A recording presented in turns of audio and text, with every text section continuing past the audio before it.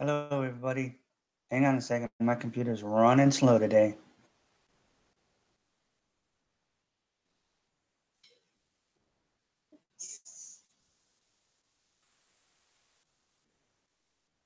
Okay, got it. Hi and welcome. You're watching another TBC 24/7 live broadcast. My name is Paul, and today's date is November 9th, 2018. And this is episode 129. And tonight I would like to go over one of the recent blog posts from admin. For those of you who might be new and watching this at a later time, we have a team who have created our digital currency, and they are anonymous, and so they call themselves admin, or we call them admin. And we have a blog system, okay, where they can post every day multiple blogs if they want to, and they do, to keep us all informed as a community. So we use that term admin. I guess it means the administration. It's just short for the administration when we talk about the team leaders and the team creators. Okay, so it's one of the latest blogs. I think it was just came out 2 days ago. And it has to do with, this is more for members. Okay, it has to do with the ticket system. But it's good information, and I need to make sure that everybody understands and sees it the way admin wants us to see it. Okay, so he starts the blog out talking about a certain ticket number that came into his desk. Okay, so I'm just going to read this off. Ticket blah blah blah came to my desk today, and I want to use this as an example of what goes on behind the scenes on the admin level. This member reported they were not getting cookie rewards for their broadcasts, and we investigated. What happened was their broadcasts were placed in the abuse folder of the broadcaster database in error, human error. The email of the broadcaster was flagged as abuse, and that flag placed all their broadcasts into the abuse folder. Now he goes in and he's going to explain how that system works. Okay.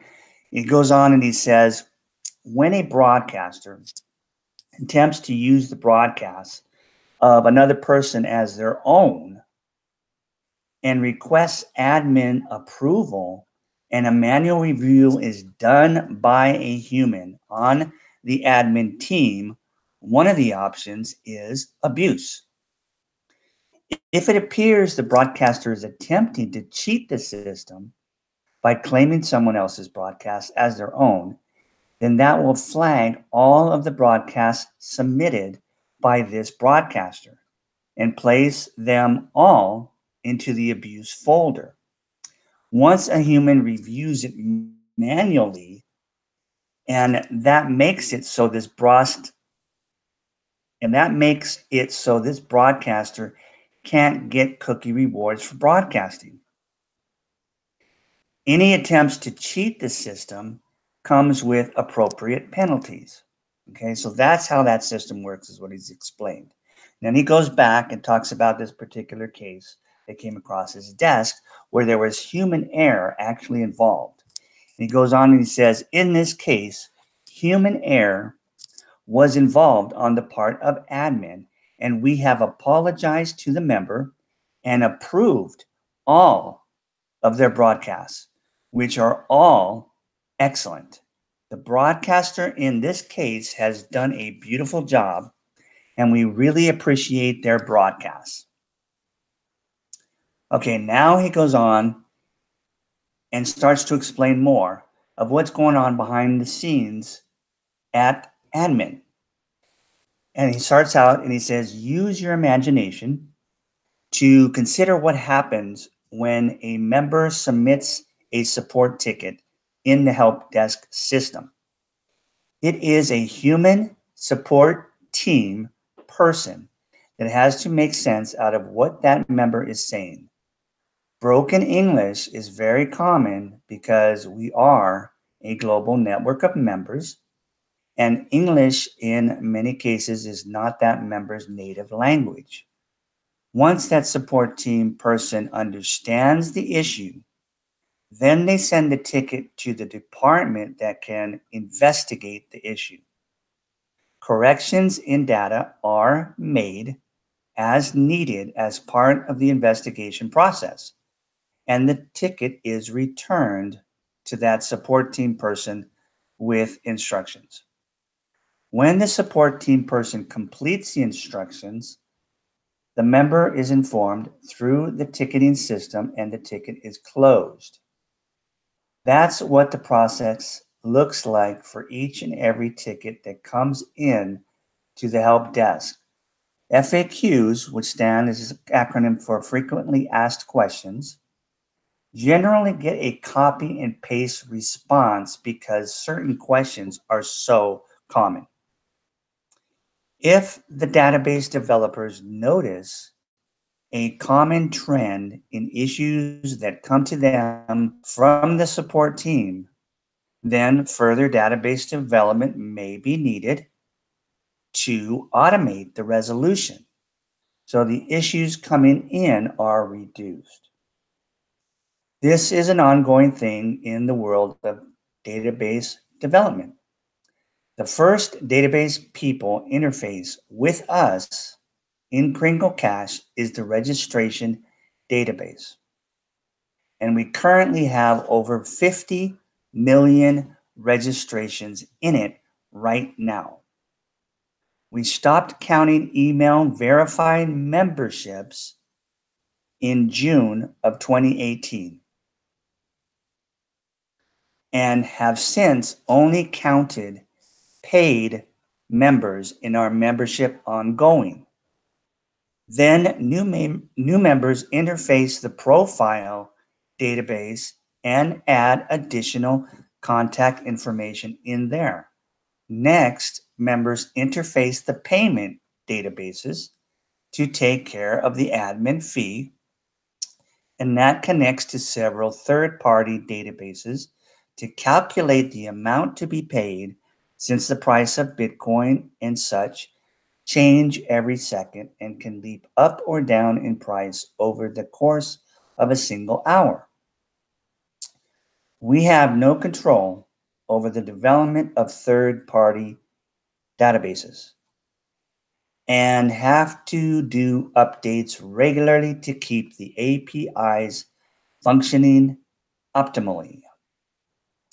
We have many databases within, including the send button test, broadcasters, genealogy tree, invitations, referrals, all of the calculators in the info area, testimonials, cookie rewards, and all the sub databases for each category of rewards. Send button, related databases, and cash centers. It's a lot of moving parts combined together and has to be coded in such a way as to deal with cyber attacks and user errors. And the admin fee of $4 doesn't even cover 10 minutes of a database developer's time. We have some new layout designs being developed by our website development team in the sandbox. And as budgets allow, we are moving them along. I haven't even mentioned what our coin development team is working on, but many are happy we now have a QR code system that works well and love how fast the transactions confirm.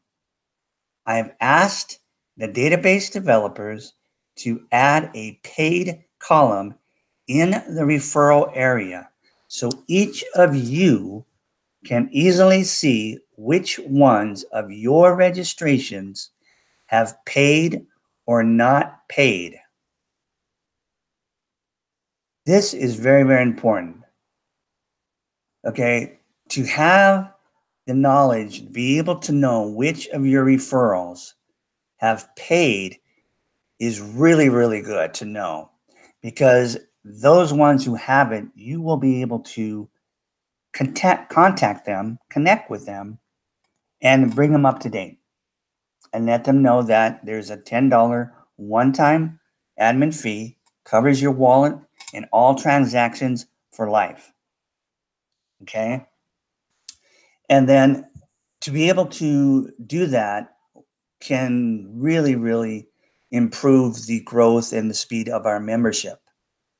So this is a really, really good thing. I'm really, really excited about getting this paid ability that will show in our back office whether our referrals are paid or not. Okay, and he goes on and he says, only a couple 100,000 members have paid out of the 50 million registrations in the database. And we could do a much better job in the field getting members paid if you could identify which ones haven't yet. See, I just kind of jumped the gun. He said it for me. Behind the scenes are many teams working hard in your behalf as members, such as a legal team that has been busy doing some magical things regarding the matter of the billion coin and the United States Securities and Exchange Commission. Soon, they will be off our backs because we are private. And this legal team has been laying down the groundwork with our banking team in a world that is ever changing at hyper speeds. What was true a year ago no longer applies. That's a saying, right? He quotes that. And he goes on and he says, we have, or they go on and they say, however you want to see that, we have a support team behind the help desk and a commissioner dealing with a tremendous workload. And we need all of our members to be even more honest than they have been. Nothing wrong with that, right? Scammers try to scam admin too, but we don't make it easy for them at all. Each of our members needs to take the personal responsibility not to fall for third-party TBC scams. I have written so many articles, and he has, okay, on that subject, and could write a new one every day based on the things going on. Just do business with people you know, like, and trust. And stop looking for a magic button to push. The whole point of this blog is to educate you on how to make this work so that TBC empowers you. We have a coin development team and we have amazing plans for the future. The website development team has many specialities, and database development isn't cheap. I'm part of the administrative and management team, and we adjust policy as needed. While we are in the distribution phase as a non-market based coin that is private, none of us can easily use Kringles to provide for our personal needs as human beings yet. This is why we accept coins such as Bitcoin, and that is liquid today to use to pay the bills. Paydays are weekly on our teams, and it takes a lot of admin fees to add up to pay the bills. With a mission to end poverty globally, long ago, I made the decision to make the admin fee very, very low and affordable for the masses on Earth.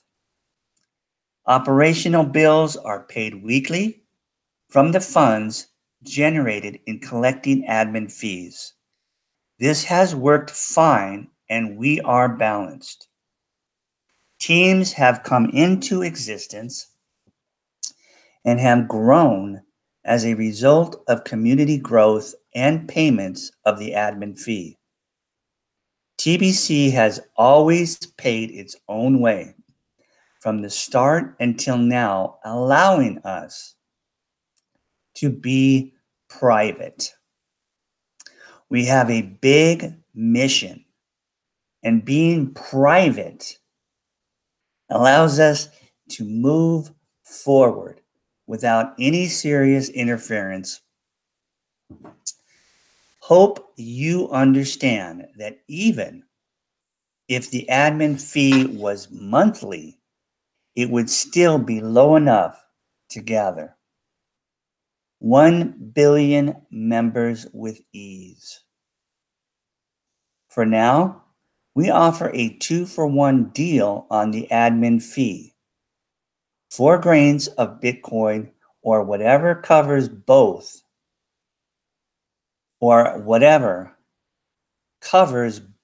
the lifetime wallet fee and the annual Kringle Cash back office fee.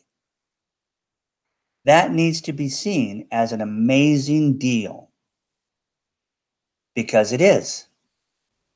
You don't have to pay for transactions ever.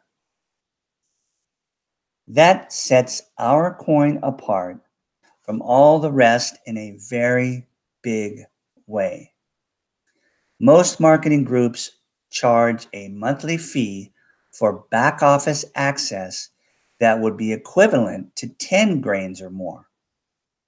But our fee for such is only 4 grains annually. Marketing through Kringle Cash can bring in daily cash flow of at least 40 grains a day, even for a brand new member.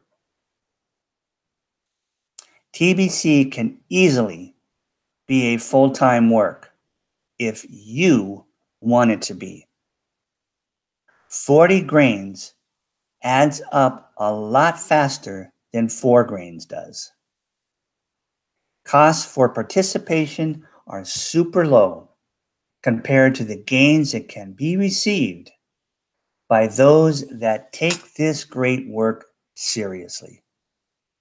Once that paid column shows up in the referral area of KCBO, that's our Kringle Cash back office, I hope you will do your part by reaching out to all the unpaid referrals you have and bring them up to date and encourage them to pay the admin fee. Then monitor that area carefully ongoing and keep your newest members encouraged to go ahead and pay this low fee too. It seems a bit out of balance to me that only a couple 100,000 have paid the fee in a database of 50 million. We can improve this at your level in the field by following the fast start system. Ultimately, all members that pay will either become millionaires or billionaires, and it doesn't get any easier than this to make that happen. We have a plan, and it is working. All you have to do is open your eyes to see that it is true. Soon we will celebrate our 3rd year anniversary, and I hope we will have filled in all the billionaire positions before that date. Billionaire is best. Okay, and that's the end of that blog post. I hope that you got something out of it so that you can understand better the bigger picture. That we have an absolutely amazing, not only a digital currency and a coin of our own, and the fact that it's private, but we have an amazing team of creators and administration that is doing everything to give us the opportunity that humankind has never had before. That is what we need to realize and think on. We are creating our own economy, not dependent on any other method of exchange. All other methods of exchange are fine if they are real, especially if they're decentralized, like ours, and like so far most cryptocurrencies. Well, if not all. So, if you need to, go back over and listen to this again. Okay? Know and stay on top of the blog posts every day, if possible. Or take the time once a week and go back over all the posts. It's well worth the education and the information that lands up on these blog posts. Okay, let me quickly go in. I don't think anybody's going to be live with this because I have changed the channel. I wanted to create a new YouTube channel that will be dedicated strictly to TBC and these live broadcasts. So my computer is running slow as usual. Actually, extra slow. Okay, there it comes on. Hang on just a second. It's pulling up.